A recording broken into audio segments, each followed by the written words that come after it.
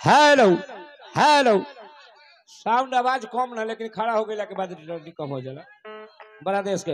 Hello hello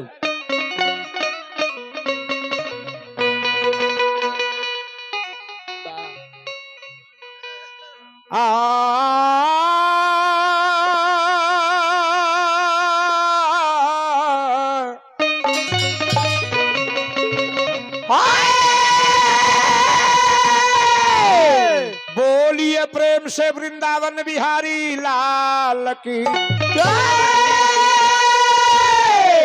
पवन सुत हनुमान की जय। चलिए बहुत कथा कहानी भाई शंकर जी के मुखारबिन से सुननी। इनका तनी बैठाना ना हो, इनका बैठा दो। अरे एकदम बोल देना जरूरी लगे, पुरानिया आदमी है।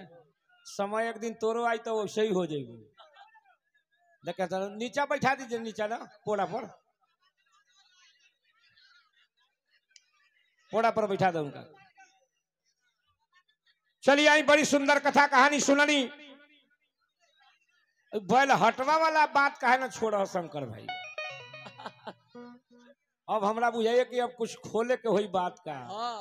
पुरानका बात खोले ना होता है ना। बैल या गाय व्यापारी ये सब अच्छा बात है, कोई खराब ना है ना। लेकिन अब एकरे में कहो तब जौन काम तू करत रहू काम के छोड़ावल जरूरी रहे, ओकरा में हमरा अथक प्रयास करे के पड़ल। मुर्गा मुर्गी वाला काम हमरा सके खातिर नहीं, जे मुर्गा मुर्गी के लादत रह। अब बात रह गई 82 लाइन के तो छोड़ के कहा बात से उसे मतलब नहीं खे हमरा।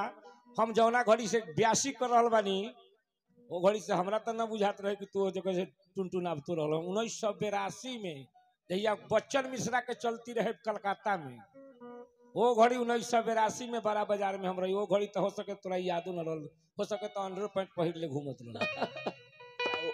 लेकिन उससे कोई मतलब नहीं खे भाई। गाना बजाना ठीक है बात, ठीक है रहुआ गावा रहल बानी, एकरा में कोई तनिको संदेह नहीं खे। गाया के पिंडदान के बारे में सुननी है।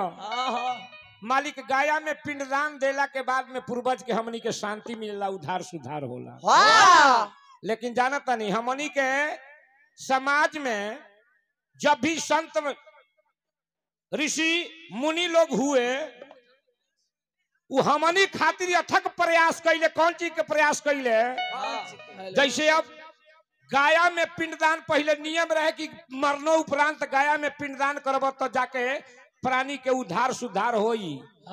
लेकिन मालिक जेकरा पैसा ना होखे, जेकरा खर्च जाए के ना होखे गाया, ओकर बाप माई सबके काम खराब हो गई। तो दुर्वासा ऋषि इसको खंडन किए हैं, स्कंद पुराण में एकरा लिखल बा काल। लेकिन एकरा से पहले एगो भजन के भाव हमरा सुननी है भाई शंकर जी से। जिंदगी जतन से राख न तो जियान हो जाई और नाचो गावो खूब तो बिहान हो जाई। सीमा जतन से रखे का मतलब का है? जतन से रखने का मतलब है हम और आप में गुण भी है और अवगुण भी है। करना क्या है? दोष है मालिक तो उसको करना क्या